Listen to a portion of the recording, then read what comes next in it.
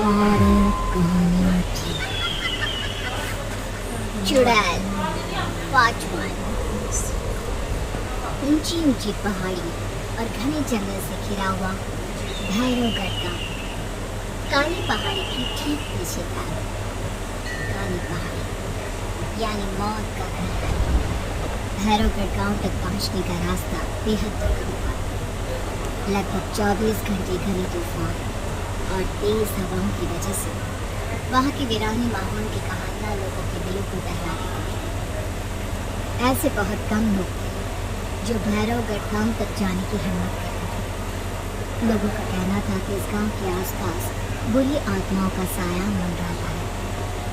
गांव के रहने वाले लोगों ने वैसे तो अपनी आंखों से किसी बुरी आत्मा या साए को नहीं देखा, लेकिन गांव का बच्चा इस बात को महसूस कर सकता था कि गांव के ऊपर कोई तो खौफनाक साया मंडरा रहा था। और उसकी वजह ये थी कि उस गांव में जैसे ही कोई लड़का 18 साल का होता, उसके 18वें जन्मदिन की रात ठीक 12 बजे अकस्मात उसकी मौत हो जाती।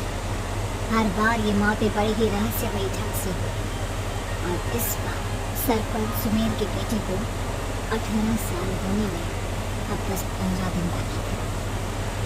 अजी सुनते हैं, हमारा बेटा भी कुछ दिन बाद 18 साल का हो जाएगा। कहीं वो डायन उसे भी खा गई तो। कैसी बातें कर रही हो? जब वो इस गांव में ही नहीं है तो कोई भी डायन या बुरा साया उसका कैसे कुछ बिगाड़ सकता है? उसे कुछ नहीं होगा। हाँ जानती, आपने उसे पढ़ाई के बहाने इस गांव से बाहर निकाल शहर भेज दिया, लेकिन ये भी तो सच है ना कि वो बार बार यहाँ आने की जिद करता रहता है। वो चाहे कितनी भी जिद कर ले जानकी, पर मैं उसे इस गांव में कभी वापस नहीं आने दूंगा। मैं नहीं चाहता कि गांव के दूसरे लड़कों की तरह मेरे बेटे की भी अजीबोगरीब ढंग से मौत हो जाए। कभी कभी तो लगता है कि हम सब गांव वालों को हिम्मत करके अपने गांव को इस बुरी आत्मा से छुड़वा लेना चाहिए। लेकिन कौन जानता है आखिर वो खतरनाक साया किसका है? वो काली आत्मा कौन है जो रातों रात हमारे गांव के लड़कों को निगल जाती है? सुमेर और जानकी जब ये सारी बातें कर रही थी तब रात के लगभग 10 बज चुके थे। और हर रात की तरह भैरवगढ़ गांव एक भयानक काले तूफान के आगोश में था। बाहर चल रही तेज हवाएं और बारिश के बीच कभी कभी ऐसा लगता जैसे कोई बुरी तरह से चीख रहा है। किसी के तड़पने और चीखने की आवाज़ें गांव के कानों में बार बार टकराती, पर वहां रहने वाले किसी भी औरत या आदमी के अंदर इतना साहस नहीं था कि वो अपने घर से बाहर कदम रख के उन आवाज़ों तक पहुंच सके। सो जाओ जानकी और घर के खिड़की दरवाजे कसकर बंद कर दो। अब जानकी सब खिड़कियाँ ठीक से बंद करने ही लगती है कि तभी उसे अपने घर के दरवाजे पर जोर जोर से खटखटाने की आवाज़ें सुनाई देती है। इन आवाज़ों को सुनकर जानकी और सुमेर के चेहरे डर से पीले और हाथ पैर ठंडे पड़ जाते हैं।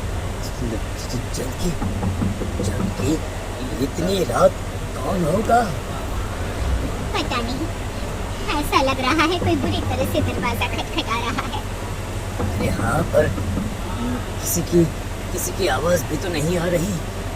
क्या करूं? दरवाजा खोल लूं या नहीं? कहीं ऐसा ना हो कि किसी को हमारी मदद की जरूरत हो।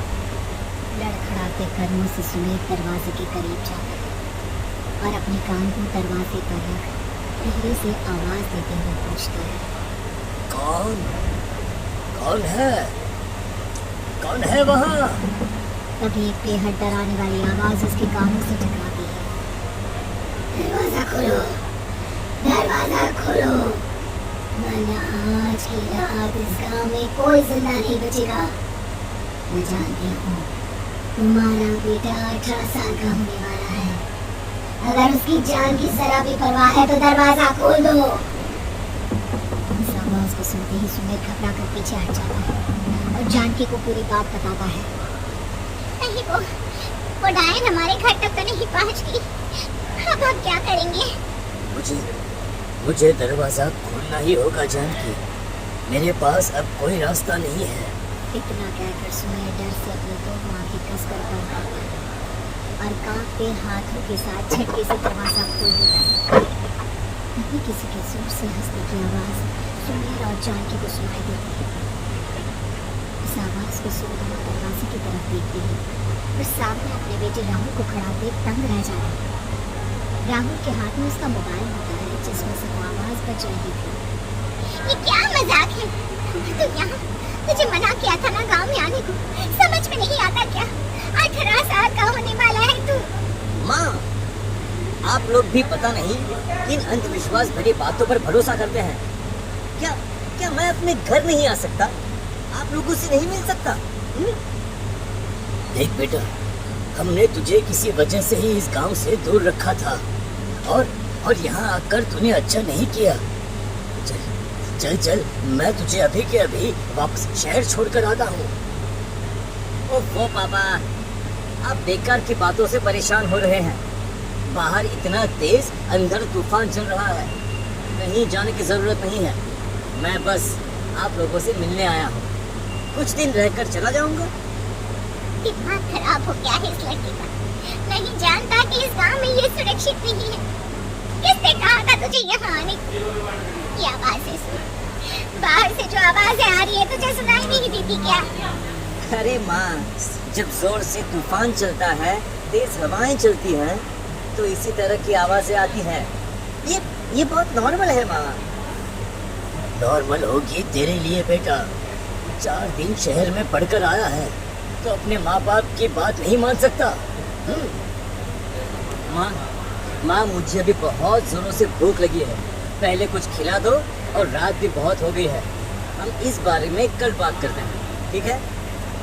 राहुल के वापस आ जाने से जानकी और सुमेर की आंखों की नींद हो गई। खाना खाने के बाद राहुल तो अपने बिस्तर पर जाकर सो गए, लेकिन जानकी और सुमेर पूरी रात उसके कमरे के बाहर पहरेदारी करते रहे। उन्हें पल पल इसी बात का डर था कि कहीं उनके बेटे को कुछ हो ना जाए। रात में सुबह का सूरज निकलता है। अब जैसे ही वो राहुल को नींद से जागते देखते तो उन दोनों के दिल को सुकून मिलता है। अरे माँ, पापा, आप अभी तक यहीं बैठे हैं? क्या पूरी रात सोए नहीं? जिनकी जवान बेटी की जान को खतरा हो, उन माँ बाप को नींद नहीं आती बेटा। अब तो वापस शहर चला जा। देखो माँ, मैं किसी जरूरी काम से इस गांव में आया हूँ, और वो काम पूरा होने के बाद मैं खुद यहाँ से चला जाऊंगा। गांव में तेरा क्या काम है? पापा, मैं बचपन से इस गांव के बारे में बेहद डरावने किस्से सुनते आया हूँ, इसीलिए अब मैं उन्हीं किस्सों के ऊपर डॉक्यूमेंट्री फिल्म बनाऊंगा। रिसर्च करना चाहता हूँ कि आखिर सच्चाई है क्या। हे भगवान, लो जी सुन लिया, और भेजो इसे पढ़ने के लिए शहर। मैंने आपसे पहले ही कहा था, मेरी बहन के पास दूसरे गांव भेज दो। ना ये शहर जाता और ना उल जुलूल की बात इसके दिमाग में आती। जानकी और सुमेर राहुल को समझाने की बहुत कोशिश करते हैं, पर वो किसी की बात नहीं सुनता और अपना कैमरा लेकर गांव के पास वाली काली पहाड़ी की तरफ निकल जाता है। अब राहुल जैसे ही काली पहाड़ी पर पहुंचता है, उसकी नजर पहाड़ी की ठीक बीचों बीच बनी एक पुरानी झोपड़ी पर पड़ती है। यहाँ भी कोई रहता है क्या? ये इंटरेस्टिंग होगा। राहुल की आवाज पहाड़ों से टकराकर उसके कानों में सुनाई दे रही थी। उसने चारों तरफ का नजारा देखकर वहां की तस्वीरें अपने कैमरे में उतारना शुरू कर दिया। तभी अचानक राहुल ने अपने कैमरे में खींची हुई तस्वीर को जूम करके देखा और उसमें उसे जो नजर आया वो देखकर राहुल की होश उड़ गई। क्या सचमुच उस गांव के ऊपर किसी बुरी आत्मा का साया था? क्या राहुल की जान बच पाएगी? क्या देखा था राहुल ने उस फोटो में जिसे देखकर वो तंग रह गया? इन सवालों के जवाब जानने के लिए देखिए इस कहानी का अगला भाग।